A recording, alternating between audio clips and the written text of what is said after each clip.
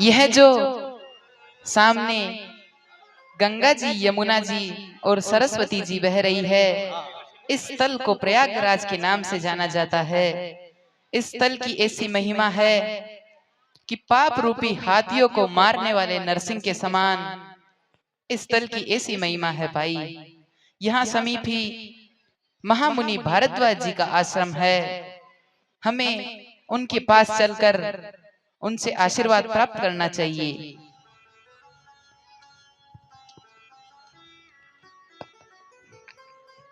हे महामुनि भारद्वाज जी, मैं अयोध्या के चक्रवर्ती सम्राट महाराज दशरथ का पुत्र राम अपनी धर्म पत्नी जनक दुलारी जानकी और अनुज सहित आपको प्रणाम करता हूँ।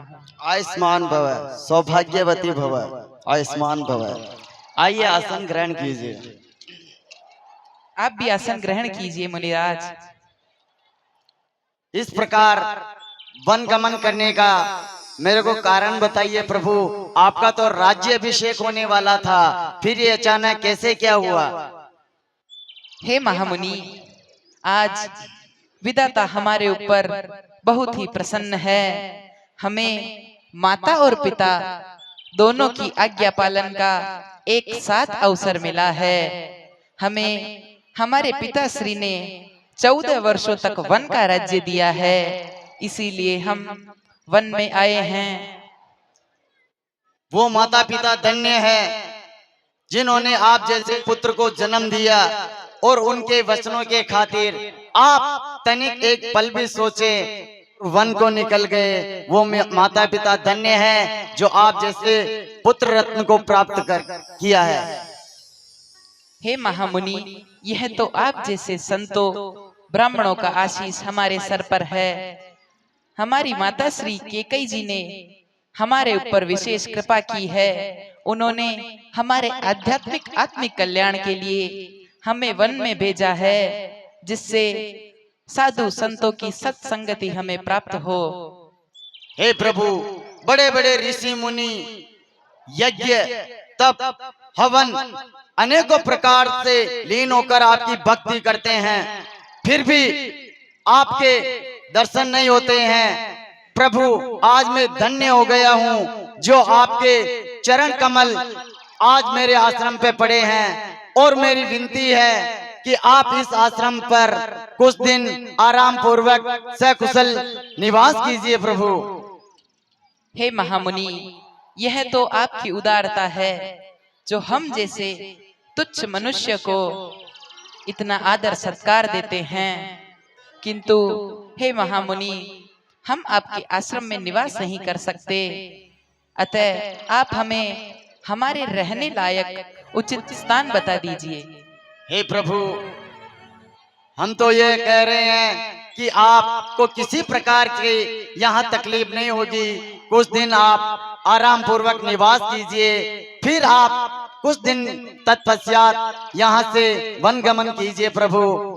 नहीं नहीं महामुनि, हमारे माता श्री और पिताश्री की यही आज्ञा है कि हम किसी के सानिध्य में नहीं रह सकते, किसी की शरण नहीं ले सकते, किसी नगर में प्रवेश नहीं कर सकते। इसीलिए हमें तो सन्यासी वानप्रस्थों का जीवन जीना है, कंद मूल फल का आहार करना है। हे प्रभु, आप मेरा विनय नहीं करने पर भी आप अगर नहीं मान रहे हो, आप तो त्रिकालदर्शी हो, सब कुछ जानते हुए हो भी अगर मेरे से पूछ रहे हो, तो हे प्रभु, मैं कुछ शिष्यों को आपके साथ भिजवा कर यहाँ से थोड़ी सी दूर पर चित्रकूट नामक बहुत ही रमणीय स्थान है प्रभु, वहां पर आप कुछ दिन कुटिया बनाकर आराम से निवास कीजिए प्रभु। जैसी आज्ञा महामुनि, प्रणाम, आज्ञा दीजिए। आयुष्मान भव, सौभाग्यवती भव, आयुष्मान भव। अच्छा, ये 51 रुपए इसी सीन पर, ये 51 रुपए इसी सीन पर कटगुल्ली माता के भक्त कर्नल भवानीराम धाकड़ उनकी ओर से भेंट है साहब। और आपको एक गांव की तरफ से आवश्यक सूचना है भवानी धाकड़ की ओर से। कार्तिक बुद्धि दोज शनिवार, कार्तिक बुद्धि दोज शनिवार, तारीख 19 10वां महीना, बड़े मंदिर 4 बजा से गढ़गुलनी माता के पैदल यात्रा जाएगी। ये 10वीं पैदल यात्रा। आप सभी से निवेदन है, 101 रुपए की रसीद कट रही है। बोना लाल धाकड़ के यहाँ अपना नाम जुड़ावे और भगवान के मातेश्वरी का आशीर्वाद प्राप्त करें। ध्यान दें। और हमारे व्यवस्थापक मुकेश जाट, हेमराज जाट, हिंदुड़ा जी गाडरी, जिन भाइयों ने रसीद नहीं कटवाई है वो रसीद कटवा लें। हमारे व्यवस्थापक जगदीश जी सन्नाटी पाया और संपत जी टाक, ओम जी धाकड़ चौहान, ये भी ध्यान दे थोड़ा। हाँ सा, ये 10 रुपए हेमराज अर्जुन दोनों भाई की ओर से, मंडल की ओर से बहुत बहुत धन्यवाद।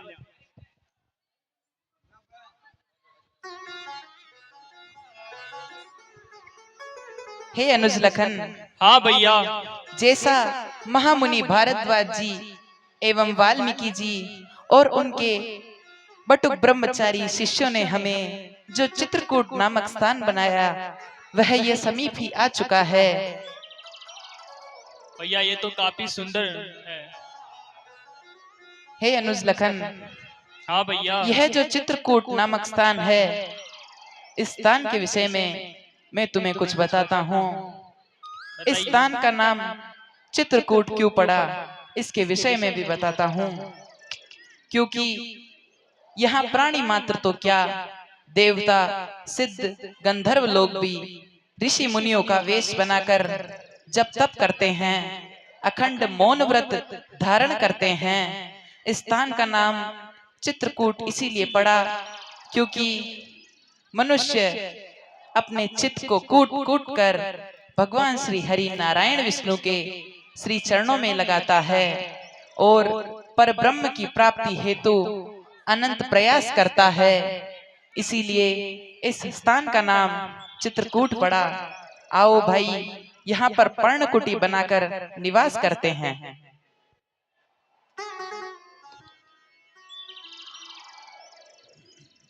भैया ब्रह्मकुटी बना दी है, अब आप विश्राम कीजिए।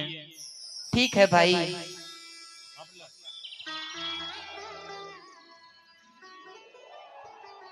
चित्रकूट गिरि करहु निवासु, कह तुम्हार सब भांति रूपासु।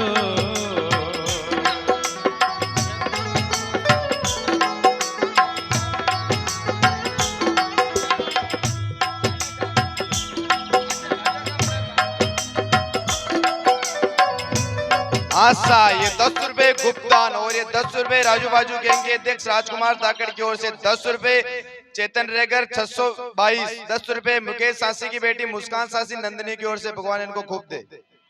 अत्रि आदि मुनिवर तह बसई, करहि योग जप तप तनु कसई।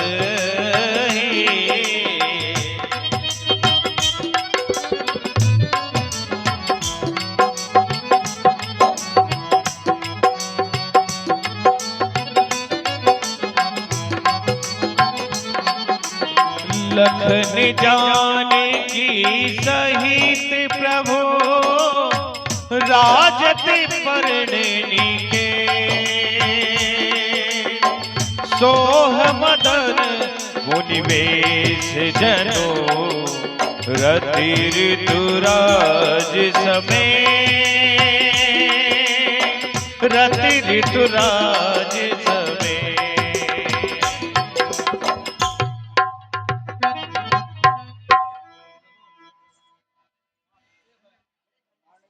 हेलो। हाँ सा, ये इसी तरह से पे खुश होकर 10 रुपए मैना सोना दीप लड्डा ब्यूटी पार्लर जानवी घर की ओर से।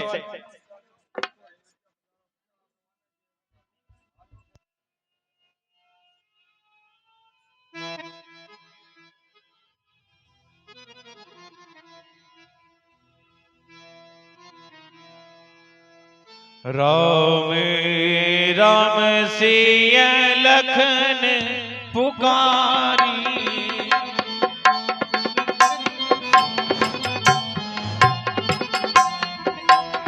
परे वो भूमि तल राम भारी।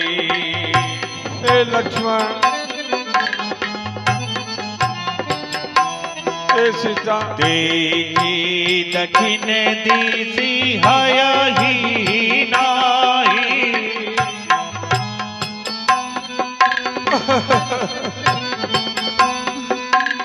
जीवी बीनु पंख विहग अकुलाए।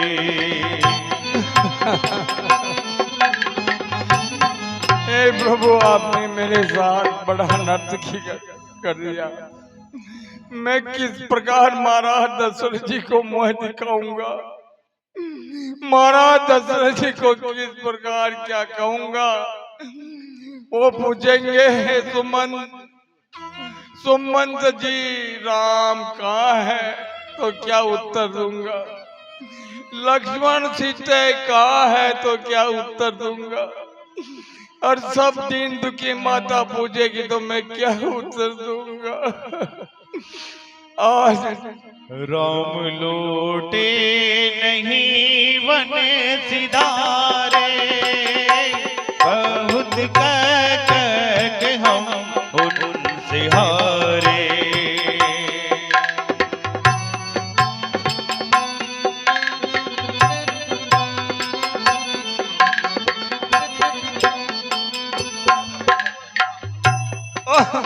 अब मैं किस प्रकार से महाराज को मुँह दिखाऊंगा। अरे मैं प्रभु के बिछड़ से मेरा अब कहीं को मैं जाऊं,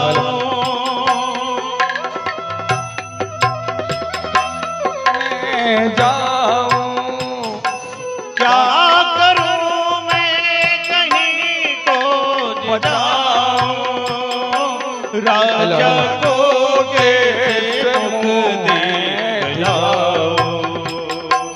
राम लौटे नहीं वन को सिधारे, बहुते कह कर के हम उनसे हारे।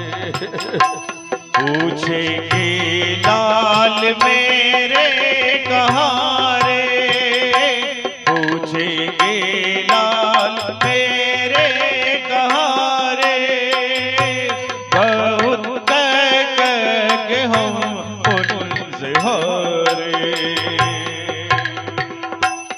घोड़े हिनाते पचाड़े ये खाते, इन घोड़ों की दशा मेरे से देखी नहीं जाती है। प्रभु के वियोग में घोड़े पशु भी किस प्रकार दुखी है। पग बढ़ाते नहीं तन ये चरते, नहीं पानी ये पीते, ही नाते पछाड़े ये खाते, राम के दुख में व्याकुल हसारे, बहुत कह हम उनसे हारे। राम राम हे सीता,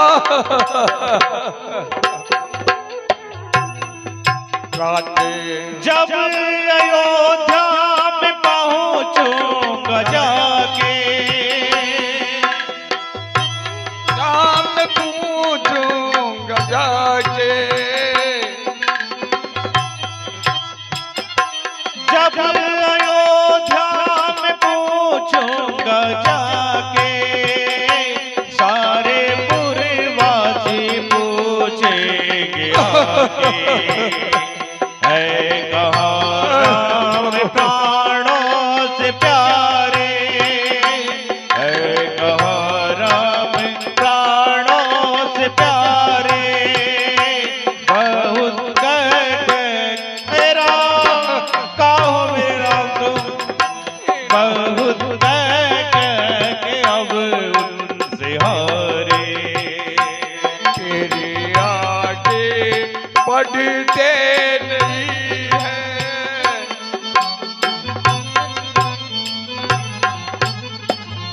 हे प्रभु रात के वक्त जाऊंगा वन से, हम के पास जाऊंगा मैं, ना मिलूंगा छिपाऊंगा सबसे। तेरा हम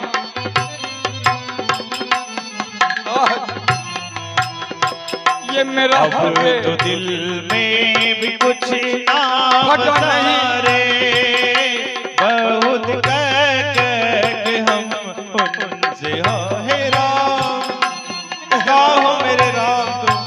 हे राम, मेरे गाल सूख रहे हैं, मेरे होठ मुझसे बोला नहीं जाता। बहुत कह के हम उनसे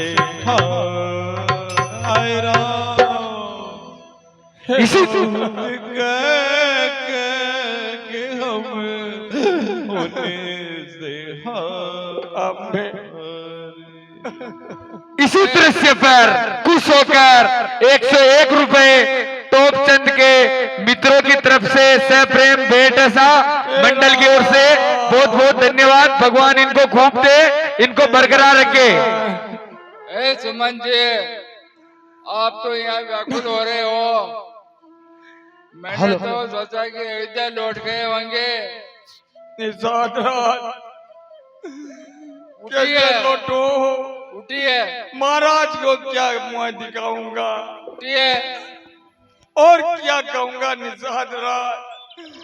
ए सुमन जी, कहिए ए निषाद राज, इन गोरू पशु की भी दशा प्रभु के वियोग में देखिए। ये जो जनता, ये आदमी माता, ये सब राम राम बोलती है, ये पीछे मुड़कर हिननाते हैं, नहीं चारा खाते, नहीं पानी पीते, निषाद राज नहीं पैर आगे बढ़ाते। इनकी दशा देखे मैं इतना दुखी हूँ, क्या कहूँ, नहीं तो आगे बढ़ते हैं। जब ही राव दुख दीना,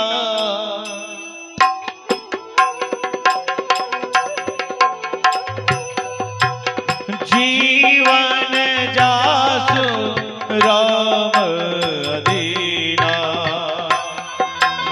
लौटे नहीं बनी को सिधारे, बहुत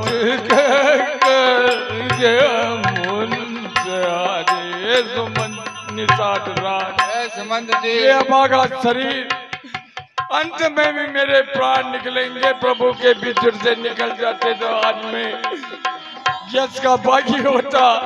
महाराज को किस प्रकार से मुंह दिखाऊंगा? ए सुमंत जी, व्याकुल नहीं होइए, न होइए। पैर पड़ते नहीं मेरे आगे,